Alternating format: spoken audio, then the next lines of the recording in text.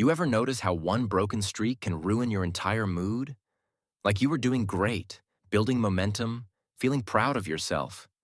And then one slip, one missed day, and suddenly it feels like everything collapses. Most people brush it off like it's nothing.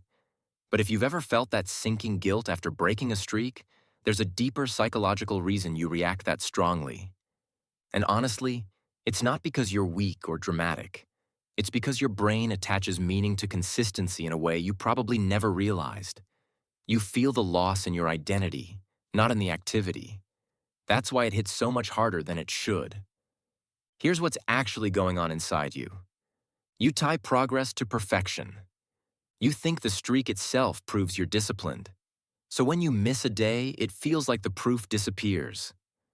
Most people assume you're just disappointed about losing a number. But really, your brain is reacting to a threat to your self-image. You're not upset because you stopped. You're upset because it feels like you broke your identity. And that's a heavy feeling. You experience a self-integrity threat. When the streak breaks, your brain interprets it as a sign that you can't trust yourself. People think you're overreacting or being too emotional. But psychologically, this hits the same circuits involved in shame and loss. That's why it feels like failure, not a simple slip. Because on a deeper level, you're grieving trust in yourself. You lose the dopamine loop your brain depended on. Every day you maintained the streak, your brain rewarded you. Not for the task, but for the consistency. When the streak breaks, the reward cycle crashes. Outsiders think you're sad about the missed day, but you're actually experiencing withdrawal from your own internal momentum. That loss hurts because your brain was using that streak as proof that change was possible. You feel the effort collapse effect. This is when your brain tells you, if it's not perfect, it's pointless. Most people mistake this for laziness or discouragement.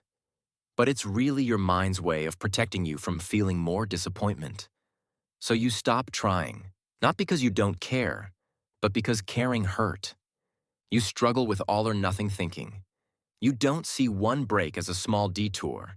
You see it as the end of the road. People assume you're giving up too easily, but the truth? Your brain is wired to interpret disruptions as total resets. That's why starting again feels like starting from zero, even when logically you know it isn't. You attach emotional meaning to routines. To you, the streak wasn't just a habit. It was safety, structure, and proof of growth.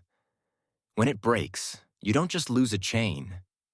You lose the emotional stability tied to it. Others see it as a number. You feel it as a rupture in your sense of control. That's why it stings. You were using the streak to compensate for deeper fears.